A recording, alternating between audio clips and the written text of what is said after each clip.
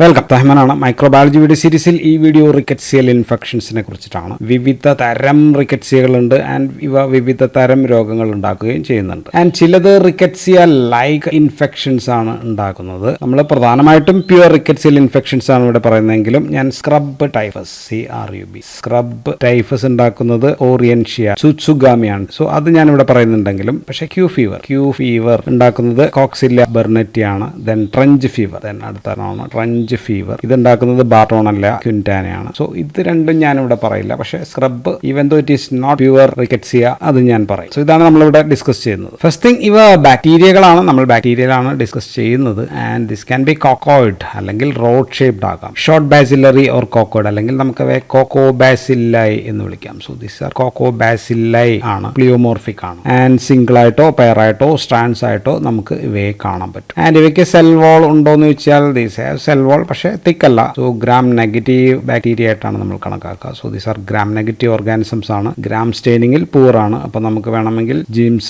Stain നമുക്ക് ഉപയോഗിക്കാം, അല്ലെങ്കിൽ ഗിമെനസ് സ്റ്റെയിൻ എന്ന് പറയുന്ന സ്റ്റെയിൻ ഉപയോഗിക്കാം, അല്ലെങ്കിൽ മാച്ചിയാവെല്ലോ സ്റ്റെയിൻസ്. അത് നമ്മൾ ആന്റിജൻ സ്റ്റെയിനിങ്ങിനൊക്കെ ഉപയോഗിക്കുന്നതാണ്. സോ ഇങ്ങനെയൊക്കെയുള്ള സ്റ്റെയിനൊക്കെ നമുക്ക് ഉപയോഗിക്കാം. ഇനി ഇവ മൾട്ടിപ്ലൈ ചെയ്യാൻ സെൽസ് ഓഫ് ഹോസ്റ്റ് നിർബന്ധമാണ്. So these are obligate intracellular organisms ആണ് എന്ന് നമുക്ക് പറയാം. സോ ഹോസ്റ്റ് സെൽസിന് അകത്ത് അല്ലാതെ ഇവയ്ക്ക് ലൈഫ് ഇല്ല. So virus like small organisms ആണ്. Connecting link between virus and bacteria എന്നും നമുക്ക് ഇവയെ പറയാം. പക്ഷേ these are held by bacterial filter വെച്ച് കഴിഞ്ഞാൽ ഇവ നിൽക്കും. മാത്രമല്ല ആന്റി മൈക്രോബിയൽ ഏജൻസിന് സസെപ്റ്റബിൾ ആയതുകൊണ്ട് so we consider this as bacteria ആയിട്ടാണ് നമ്മൾ കൺസിഡർ ചെയ്യുക. മാത്രമല്ല ലൈറ്റ് മൈക്രോസ്കോപ്പിൽ വെച്ച് കാണാനും പറ്റുന്നുണ്ട്. ഇനി ക്ലാമിഡിയൊക്കെ പോലെ തന്നെ ഒബ്ലിഗേറ്റ് ഇൻട്രാസെല്ലുലാർ ആയതുകൊണ്ട് തന്നെ ഇപ്പോൾ ഇവയെ കൾച്ചർ ചെയ്യണമെങ്കിൽ കൾച്ചർ ചെയ്യാനായിട്ട് നമുക്ക് മൈസിന്റെ ഇനോക്കുലമോ അല്ലെങ്കിൽ യോഗ് സാക്ക് അല്ലെങ്കിൽ എഗ് ഇമ്നോക്കുലം അങ്ങനെയൊക്കെയുള്ള അല്ലെങ്കിൽ സെൽ കൾച്ചർ മീഡിയം സോ ഇങ്ങനെയൊക്കെയുള്ള സംഭവങ്ങളിൽ നമുക്കിത് കൾച്ചർ ചെയ്യാൻ എടുക്കാൻ പറ്റുള്ളൂ. സാധാരണയുള്ള ബാക്ടീരിയ വളർന്ന മറ്റ് കൾച്ചർ മീഡിയാസ് ഒന്നും പറ്റില്ല. ആൻഡ് റിക്കറ്റ്സിയുടെ ഏറ്റവും വലിയ മറ്റൊരു പ്രത്യേകത, ആൻഡ് ഇവയ്ക്ക് ട്രാൻസ്മിറ്റ് ചെയ്യാനായിട്ട് ട്രാൻസ്മിഷന് ഒരു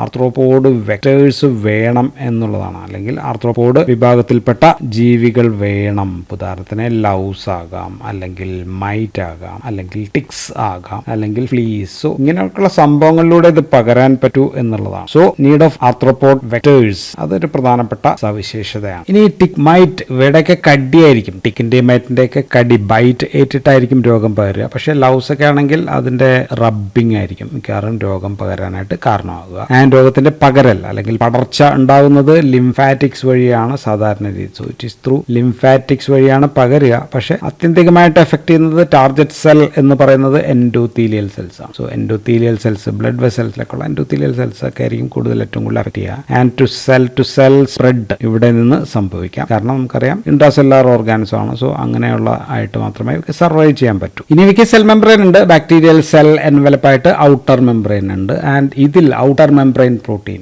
OMP എന്നാണ് നമ്മൾ എഴുതിയത്. Outer membrane protein antigens R present. And ഈ ആന്റിജൻസ് ആർ സ്പീഷീസ് സ്പെസിഫിക് ആണ്. മാത്രമല്ല ഹൈലി ഇമ്മ്യൂണോജെനിക് ആണ്. അപ്പോൾ ഓരോ സ്പീഷീസിനും ചിലപ്പോൾ ചിലതിന് OMP ഉണ്ടാകാം, ചിലതിന് ഇല്ലാതെയും ഇരിക്കാം. ദെൻ LPS ലിപ്പോപോളിസാക്കറൈഡ്സ് ഉണ്ട്. ആൻഡ് ഇതും ഗ്രൂപ്പ് സ്പെസിഫിക് ആണ്. പക്ഷേ ഇവയിൽ ചിലതിന് നമ്മുടെ പ്രോട്ടിയസ് എന്ന വിഭാഗത്തിലെ ബാക്ടീരിയ, പ്രോട്ടിയസ് വിഭാഗത്തിലെ മിറാബെലീസ് വൾഗാരിസ് എന്നൊക്കെ നമ്മൾ കേട്ടിട്ടുണ്ട്. സോ ആ വിഭാഗത്തിലെ ബാക്ടീരിയക്കുള്ളത് പോലുള്ളവ തന്നെയാണ്. So shared by certain strains of Proteus ആണ് ഈ LPS എന്ന് പറയുന്നത്. അപ്പോൾ ഇനി നമുക്ക് റിക്കറ്റ്സിയെ ഒന്ന് ക്ലാസിഫൈ ചെയ്ത് കഴിഞ്ഞാൽ ഏറ്റവും പുതിയ മോളിക്കുലാർ ബേസിസുള്ള ക്ലാസിഫിക്കേഷനാണ് ഞാൻ പറയാം. ആദ്യത്തേത് നമ്മൾ പറയുന്നത് സ്പോട്ടഡ് ഫീവർ ഗ്രൂപ്പിന് നമുക്ക് SFG എന്ന് നമുക്ക് എഴുതാം. ആൻഡ് ഇത് മിക്കവാറും തന്നെ എല്ലാം തന്നെ ടിക് ബോൺ ആണ്. So these are tick bone infections എന്നും നമുക്ക് എഴുതാൻ പറ്റും. പിന്നെ ഉള്ളത് രണ്ടാമത്തത് ടൈഫസ് ആണ്. ടൈഫസ് എന്ന് പറയുന്ന ടൈഫസ് TY ആണ്. ആൻഡ് ഇത് രണ്ടുമാണ് ഏറ്റവും പ്രധാനം നോർമലി. ആൻഡ് ഇതിനെ കുറിച്ചിട്ടാണ് നമ്മൾ അധികവും പറയുക. എങ്കിലും മൂന്നാമത്തെ ഒരു ഗ്രൂപ്പ് ഉള്ളത് ട്രാൻസിഷണൽ എന്ന് പറയുമ്പോൾ ഇൻ ബിറ്റ്വീൻ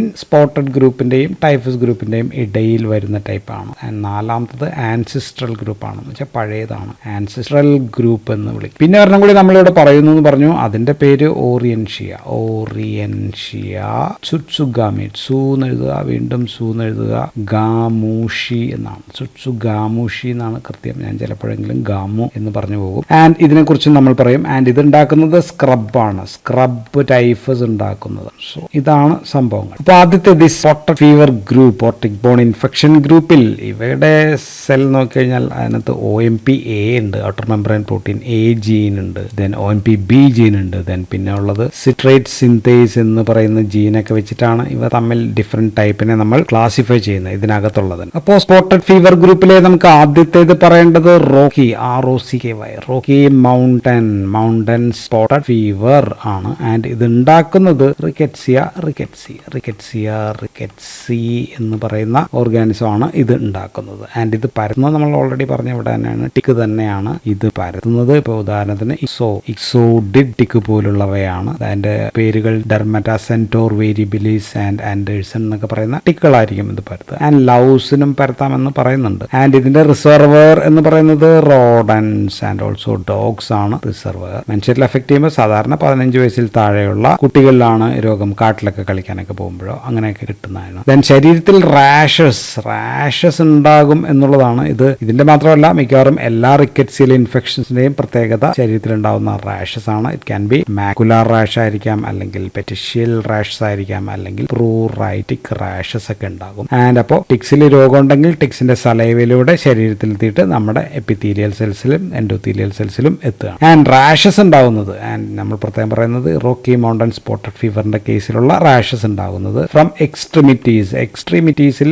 ആദ്യം ഉണ്ടാകുന്നു. എക്സ്ട്രീമിറ്റീസിൽ ആദ്യം ഉണ്ടായിട്ട് ട്രങ്കിലേക്ക്, വയറ്റത്തേക്കും മേത്തേക്കൊക്കെ വരികയാണ്. ഇപ്പൊ കൈകാലുകളിൽ ഉണ്ടായി ശരീരത്തിലേക്ക് വരുന്ന രീതിയിൽ റാഷസ് ഉണ്ടാകുന്നതിനെ നമ്മൾ വിളിക്കുക സെൻട്രിപീറ്റൽ സ്പ്രെഡ് ആണ് എന്നാണ് പറയാ. സോ കൈകാലുകളായിരിക്കും ഏറ്റവും അധികം കാണുക എന്നുള്ളത് അതിന്റെ ഒരു പ്രത്യേകതയാണ്. ആൻഡ് റിക്കറ്റ്സിയൽ ഇൻഫെക്ഷനിൽ സാധാരണ ഉണ്ടാകുന്നത് ഒരു black necrotic scab like lesion ഉണ്ടാകും കടിയേറ്റ ഭാഗത്ത്, അതിന് ചുറ്റും എർതീമ. ആൻഡ് ഇതിനെ നമ്മൾ എഷ്ചാർ എന്നാണ് വിളിക്കുക, എഷ്ചാർ എന്ന് വിളിക്കാറുണ്ട്, അല്ലെങ്കിൽ ടാക്കിനോയിറേ എന്നും വിളിക്കാറുണ്ട്. സോ ഇങ്ങനെ പേരുണ്ട്. പക്ഷെ ഇതിനകത്ത് റിക്കറ്റ്സിയൽ പക്ഷെ എഷ്കാർ കാര്യമായിട്ട് ഉണ്ടാകുന്നില്ല, ടിപ്പിക്കൽ എഷ്കാർ ഉണ്ടാകുന്നില്ല. ആൻഡ് ഇവയിൽ ഉണ്ടാകുന്നത് ഈ ബ്ലഡ് വെസൽസിന്റെ ഉള്ളിലേക്ക് ഇത് കയറുന്നു കഴിയുമ്പോൾ ഉണ്ടാകുന്ന വാസ്കുലൈറ്റിസ് ആണ്, വാസ്കുലൈറ്റിസിന്റെ ലക്ഷണങ്ങളാണ്. ആൻഡ് വൈഡ് സ്പ്രെഡ് വാസ്കുലൈറ്റിസ് ആണ് ഉണ്ടാക്കുക. ആൻഡ് റാഷസ് കാണുന്നത് പ്രത്യേകിച്ച് ഇതിന്റെ റാഷസ് കാണുന്ന ഏരിയ പ്രത്യേകിച്ച് ഒന്ന് സോളിലാണ്, then sole and also palm, കയ്യിലും സോളിലും പാമിലും ഒക്കെ കൂടുതലായിട്ട് ഇത് കാണുന്നു എന്നുള്ളതാണ് ഇതിന്റെ ഒരു പ്രത്യേകത. ആൻഡ് മറ്റ്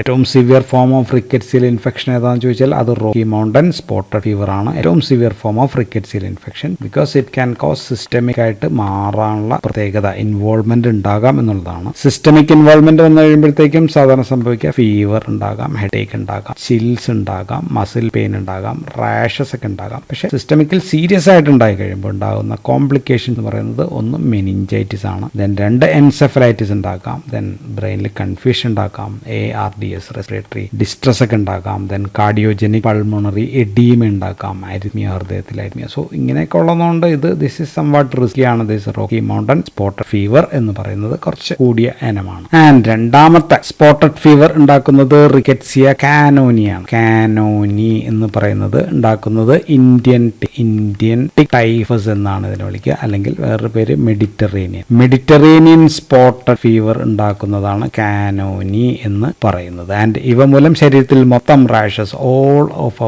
ഓഫ് അവർ ബോഡിയിൽ റാഷസ് ഉണ്ടാകാം, ഇൻക്ലൂഡിംഗ് പാം ആൻഡ് സോളിലും റാഷസ് ഉണ്ടാക്കാം. ആൻഡ് ഇതിനെ നമ്മൾ വിളിക്കുന്നത് എട്ടിപ്പിക്കൽ മീസിൽസ്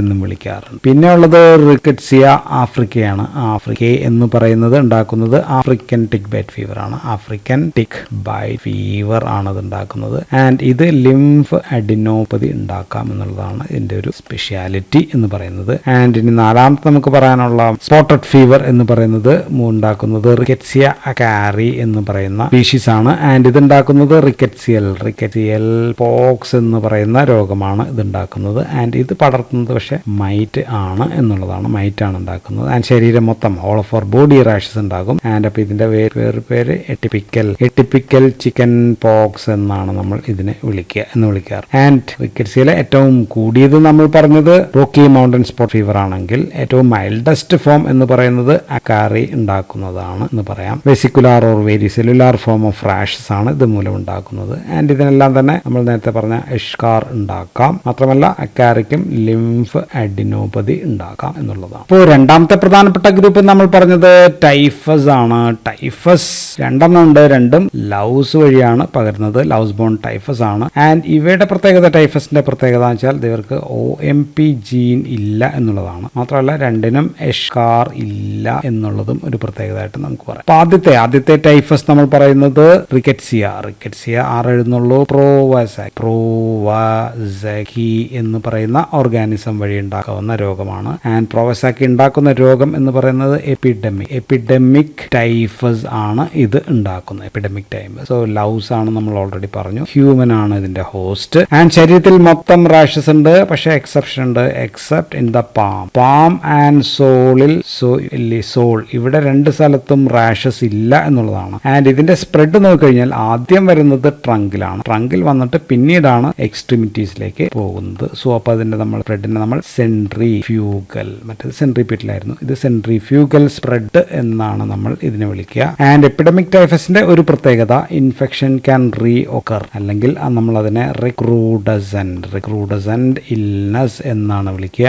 ആൻഡ് ഇതിനെ നമ്മൾ വിളിക്കുന്ന പ്രോവസാക്കി ഇൻഫെക്ഷനെ നമ്മൾ വിളിക്കുന്ന ഈ പേര് റിക്രൂഡസെന്റ് ഇൽനസിനെ നമ്മൾ വിളിക്കുന്നത് ബ്രിൽ സിൻസർ സിൻസർ ഡിസീസ് എന്നാണ് നമ്മൾ വിളിക്കുക. So this occurs years after primary അറ്റാക്കിന് വർഷങ്ങൾക്ക് ശേഷം വരാകുന്ന അസുഖമാണ്. Person previously affected or living in the endemic area ഇവർക്കൊക്കെയാണ് ഇത് ഉണ്ടാവുക. കാരണം റീറ്റെയിൻ ചെയ്തിട്ടുള്ള വയബിൾ ഓർഗാനിസംസ് റീആക്ടിവേറ്റഡ് ആകുന്നത് മൂലമാണ്. ഒരു 7 to 10 ദിവസം വരെ പനി വരാം, പക്ഷെ റാഷസ് ഇല്ല എന്നുള്ളതാണ്. സോ ബ്രിൽ സിൻസറിനകത്ത് റാഷസ് ഇല്ല എന്നുള്ളതാണ്. Rashes R absent. രണ്ടാമത്തെ ടൈഫസ് എന്ന് പറയുന്നത് റിക്കറ്റ്സിയ ടൈഫി മൂലമുണ്ടാകുന്നതിനെ നമ്മൾ മ്യൂറൈൻ ടൈഫസ് എന്ന് വിളിക്കും, അല്ലെങ്കിൽ നമ്മൾ അതിനെ എൻഡമിക് ടൈഫസ് എന്നാണ് വിളിക്കുക. ആൻഡ് ഇതുണ്ടാകുന്നത് ഫ്ലീ മൂലം ഉണ്ടാകാം, അല്ലെങ്കിൽ ലൗസ് മൂലം ഉണ്ടാകാം. ആൻഡ് ഇവിടെ റാഷസ് ഉണ്ടാകുന്നത് സെൻട്രിപീറ്റൽ ആണ് എന്നുള്ളതാണ് ഇതിന്റെ പ്രത്യേകത. ഇവിടെ സെൻട്രിഫ്യൂഗൽ ആണ് നമ്മൾ പറഞ്ഞു. ആൻഡ് പാംസിലും സോൾസിലും ആർ ഓഫൻ സ്പെയർഡ്. ഇവിടെ സാധാരണ ഉണ്ടാവാറില്ല പാംസ് ആൻഡ് സോൾസ്. ഇവിടെയും നമ്മൾ ഓൾറെഡി പറഞ്ഞു എക്സെപ്റ്റ് ഇവിടെ ഇല്ല. അപ്പൊ ഇവിടെയും പാമിലും സോളിലും ഇല്ല, മറ്റേതിനാണ് ഉണ്ടാകുന്നത് നമ്മൾ പറഞ്ഞു. റയർലി ഫാറ്റൽ, അത്ര ഫാറ്റൽ ഒന്നുമല്ല റിക്കറ്റ്സിയ ടൈഫി മൂലം ഉണ്ടാക്കുന്നത്. ആൻഡ് റോഡൻസ് ആണ് ഇതിന്റെ മമേലിയൻ ഹോസ്റ്റ് എന്ന് പറയുന്നത്. ഇത് റോഡൻസ് ആണ്. ഇനി മറ്റ് 2 ഗ്രൂപ്പ് റിക്കറ്റ്സി കൂടിയുണ്ട്. അത് പറയുന്നതിന് മുമ്പ് നമുക്ക് ആദ്യം റിക്കറ്റ്സിയ സൂസുഗാമുഷി എന്ന് പണ്ടറിയപ്പെടുന്ന, ആൻഡ് ഇപ്പൊ ഇത് അറിയപ്പെടുന്നത് റിക്കറ്റ്സിയ എന്നല്ല, ഓറിയൻഷ്യ എന്നാണ്. ഓറിയൻഷ്യ സൂസുഗാമി മൂലമുണ്ടാകാവുന്ന രോഗമാണ് സ്ക്രബ് ടൈഫസ്. അതിനെ കുറിച്ചൊന്ന് പറഞ്ഞു പോയേക്കാം. സ്ക്രബ് ടൈഫസിനെ കുറിച്ച് പറയാം. ആൻഡ് ഇതപ്പോ ട്രൂ റിക്കറ്റ്സിയൽ ഇൻഫെക്ഷൻ അല്ല എന്നാണ് ഇപ്പോൾ നമ്മൾ കണക്കാക്കുന്നത്. പണ്ടിടക്ക് റിക്കറ്റ്സിയ ഗാമുഷി എന്നായിരുന്നു, ഇപ്പൊ അതല്ല, ഇപ്പൊ ഓറിയൻഷ്യ എന്നുള്ളതാണ്. ആൻഡ് ഇവയ്ക്ക് OMP ഔട്ടർ മെംബ്രെയിൻ പ്രോട്ടീൻ എയും ഇല്ല ബിയും ഇല്ല. മാത്രമല്ല 16S rRNA എന്ന് പറയുന്നതും ഡിഫറെന്റ് ആണ് ഇവിടെ. സോ അതുകൊണ്ടാണ് ഇതിനെ ഓറിയൻഷ്യ വിഭാഗത്തിൽ ഇനപ്പെടുത്തുക. ഉണ്ടാക്കുന്നത് സ്ക്രബ് ടൈഫസ് ആണ്. ആൻഡ് ടൈഫസുകളിൽ മോസ്റ്റ് കോമൺ ടൈഫസ് ഏതാന്ന് ചോദിച്ചാൽ most common type of typhus ഈ സ്ക്രബ് ടൈഫസ് ആണ് എന്നുള്ളതാണ്. അതുകൊണ്ടാണ് നമ്മൾ ഇതിനെ കുറിച്ച് പറഞ്ഞത്. ആൻഡ് പരത്തുന്നത് മൈറ്റ് ആണ് പരത്തുന്നത്. ആൻഡ് മൈറ്റിന്റെ പേരൊന്നും നോക്കി വെക്കുക, ട്രോംബികുലിഡ് എന്ന് പറയുന്ന മൈറ്റ് ആണ്. ആൻഡ് ഇതിന്റെ ശാസ്ത്രീയ നാമധേയം ലെപ്റ്റോട്രോംബിഡിയം എന്നാണ്. ലെപ്റ്റോട്രോംബിഡിയം എന്ന് പറയുന്ന സ്പീഷീസ് ആണ് ഇത് പരത്തുന്ന മൈറ്റ് എന്ന് പറയുന്നത്. ആൻഡ് ഇതിന്റെ റിസർവോയർ എന്ന് പറയുന്നത് റോഡൻസ് ആണ്. ഇതിന്റെ റിസർവോയർ എന്ന് പറയുന്നത്. ആൻഡ് ഇത് പരത്തുന്നത് ലാർവൽ ഫോംസ് ആണ്.